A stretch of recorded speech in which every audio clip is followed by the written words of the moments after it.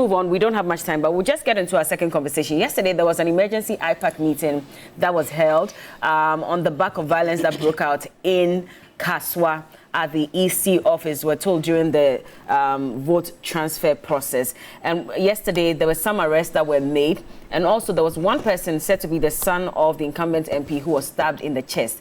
We're told that he's also undergoing treatment at the 37 military hospital. So there was a need for the parties to meet the Electoral Commission to decide whether they needed party agents at the electoral office. Yesterday, the EC advised all the parties to withdraw their agents from the electoral office. MPP thought that was a good idea, but the NDC didn't think it was such a great idea, and that they suspect that there's some deliberate attempt between the MPP and the EC to sort of rig the elections and transfer a number of voters to another area just to increase, their votes there. Nate, what do you make of this? Yesterday, I had the opportunity to listen to the EC talking about, but I think the same day that the incident happened, they issue a statement to that effect that all parties should withdraw their agents from the various centers, and then they follow it up with an emergency meeting to discuss.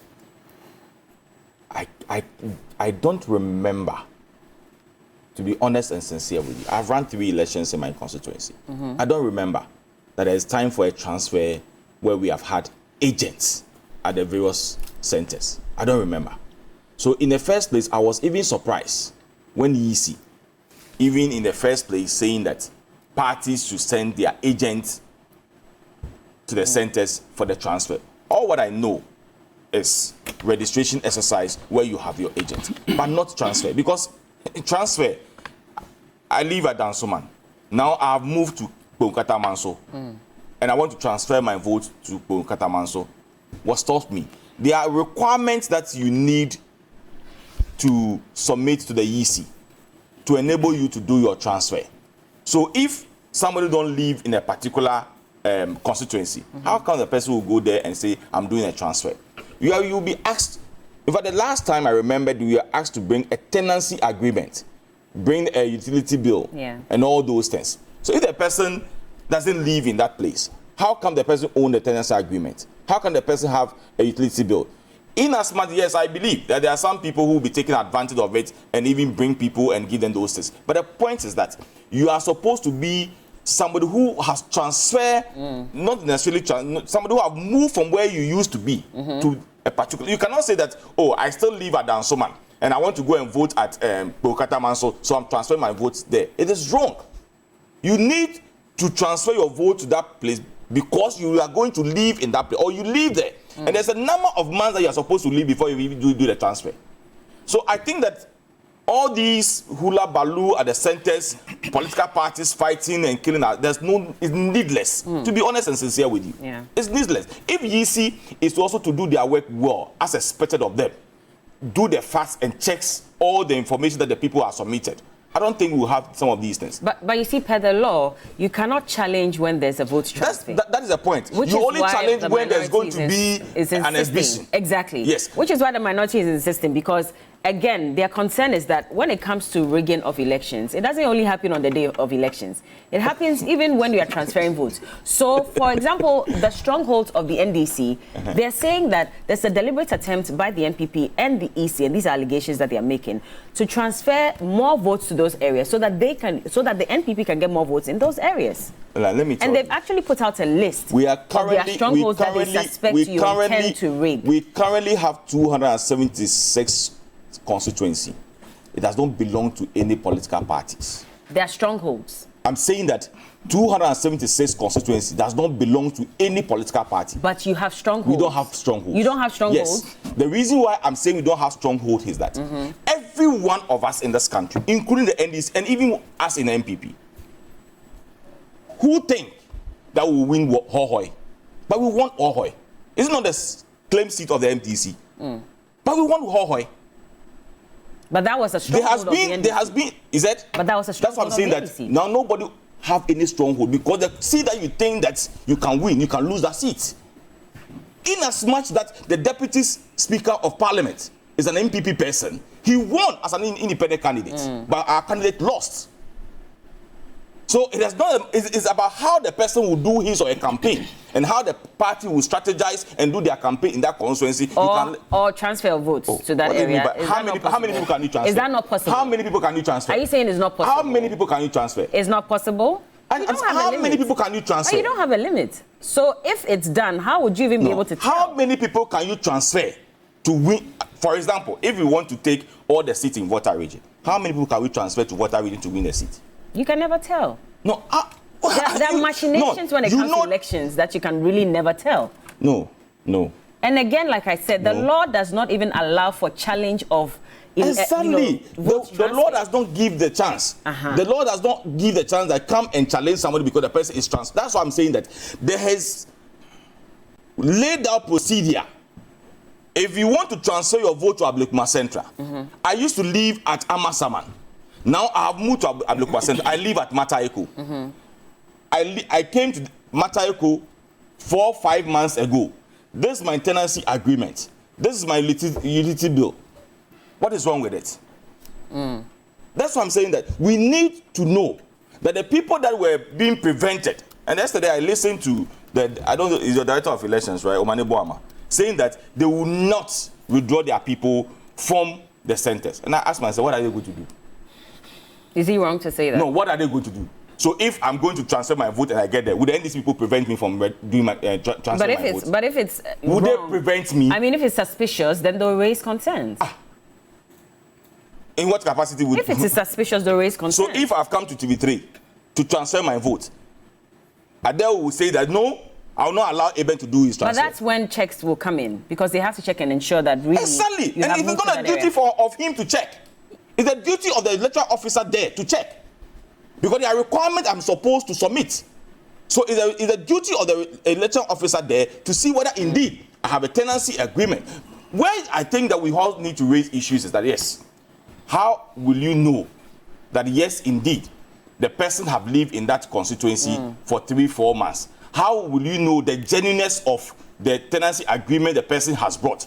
How will you know the genuineness of, how do you call it, the utility bill that he has brought? That is where I think that the EC and the political party need to think about it. That what measures can we put in place to make sure we deal with some of these issues that will not create problem for us? So, for example, the other conversation that was had during this IPAC meeting was the transfer of, students' votes as well. Because, again, most of them register on campus. But the MPs are asking that for students as well, it will be better if they transfer their votes to their constituencies where they actually stay, even though they may not have voted then, they were voting on campus. And that could also become another issue. Most of the students that they are talking about are those in the senior high school. And most of them are those who are informed to be that will finish before the elections. So if the person is in school, I registered more votes in your constituency? No. But where is the person transferring his votes to? It's not to where he lives when he vacates from school. If I have a ward at Ebri Girls and done the registration exercise, he decided to register at Ebri Girls, and now she has finished, and he's doing transfer. He's not transferring his vote to where he lives. Okay. And with that, what is wrong with that one? Let's bring Adele in so he can tell us exactly what their challenge is. Adele, I mean, this shouldn't be a problem. You should be able to withdraw your agents from, these offices, hoping and believing in the EC to do what is right. Why are you creating some confusion at this point? Bella, we're not the ones creating the confusion. They are, and How? I'll bring you. Bella, you see, we have to all understand on this table today. Me, Nate, all the cameramen in the house, yourself, Council, that if anybody walked into your house and attacked your daughter or your son, and you have the power to help him, you would fight back. Not that you would fight back, you would fight back. If anybody walked into your house, I'm asking you, if anybody walked into your house and then held your son, beat him up to pump, and you can fight back, would you help him? Yes, I would. You would help him? Yes. Okay, great. So no, I'm bringing you. Bella, you see, what I said earlier, that you see, this country doesn't belong to you. It belongs to all of us. There's a reason why we have rules and regulations. Because if you leave the human being, he will do basically anything. So we come to an agreement. We say, let's have what is called the Constitution. No? So we use the Constitution to help us guide our ways. When you're a child and you're this age, don't be walking in the streets, go to school. You know? When you enter into Bella's house and you take her cell phone, that is called stealing. You'll be arrested for it. When I put a gun to Bernard's head, I should be arrested for it. Even if he doesn't die, it's attempted murder. We say, let's put these things together. So when you have these things together, and we have rules and regulations guarding our elections, and you consistently, continuously violate these rules and regulations, certainly what you're creating is mistrust. That's what you're doing. And when you're creating mistrust, don't tell me, like Bernard, how you would help your son. Don't tell me to sit back and watch. It doesn't make any sense. The Constitution gives you the right to self-defense. Okay. What are we defending? We're defending the rights that we have, our birthrights as Ghanaians. The election is supposed to be free and fair, no? Nate, you have done 3 SHS, no? You have done 1D, 1F, 1 village, 1 dam, right? You've done all this. You've done more than anybody has ever done. In fact, you haven't even borrowed more than us, right? Allow us to go and do an open campaign. Let everybody come. You say you're a strong man, Nate. I say I'm a strong man. You say, let's open the floor. Bella says the floor is opened. Let us do it. Why are you passing the back of the house and fetching sand and putting in your pocket? But how are they passing the back of the house? I mean, how are they doing that? I'm bringing you. When you have people like Apiahene Electoral Commission, and you have people, please, Bernard, when you're speaking, I'm sitting here, out of respect. You know how we do it. Bernard, Bella, yes. Listen, when you have people like Apiahene in the Electoral Commission, and then you hear statements like, oh, this election will win it by any means necessary. And then you hear conversations like, oh, it's left with only one thing for me to do. I have to make sure that Baumia wins elections. And then you hear people like the president saying, oh, don't worry, you know, there's no way I'm handing over to a president that I've gone into an election with before and then won against them. Then you're telling us to be prepared for what is coming. You're telling us that you're planning ways. Is there any article that backs the appointment, except, goes against it, that backs the appointment of party apparatchiks, open communicators into the Electoral Commission? I heard Kodio speak, and then they said, they basically just threw their hands in the air. They said, look, we know the president. Knowing him, we know there's no way he's going to take Apiahene and Haja Selma from the place. But we are calling on Apiahene and Haja Selma. We are begging you to please leave the place for sanctity. But the same Kodio thinks that it's right for the EC to ask you to withdraw your agents. I'm saying that Kodio is telling us, even though constitutionally it is unacceptable, it was violated constitutionally, they're telling us that they can't raise their hand, they can't do anything, they're just quiet and watching. That's the only thing that he can do.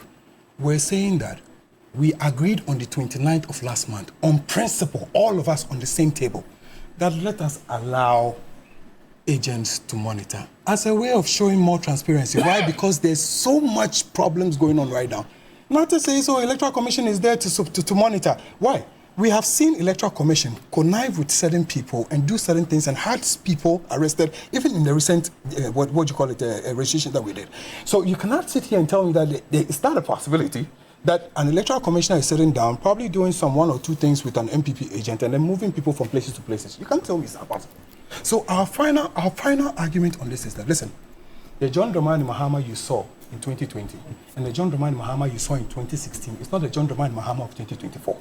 We're telling you people, no, you say, what can we do? We're telling you, listen, Nati, there is no way under high heavens. You see, all these voices, and we keep calling on them, Bella. Look, from the National Chief Imam's office, my dad's office, the police council, we're calling the National, Peace Council, we're calling on the Christian, we're calling everybody. All of us have a stake in what is coming in these elections. And all of us are calling you and telling you, speak up, let us hear you. Okay. Everybody is quiet.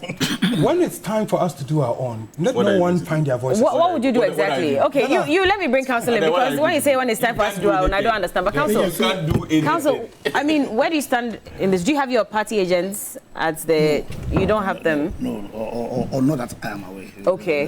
But you don't even have agents join the registration. So to even transfer we're just checking if maybe there's some agents. But you let him speak so we can go. I stand on all fours with what Adele said. I think, when I was speaking about the lack of leadership or the Koshiko leadership that the president has shown, what is happening with the EC is one of the clearest evidence. Of the Koshiko leadership? Yes. Because see, when in the system we've taken for ourselves, it's the obligation of the EC it's not just to deliver an election that is free and fair. The obligation of the EC is to deliver an election that is perceived to be free and fair. And that burden on the EC is undermined when the president appoints into the EC people who are perceived to be partisan.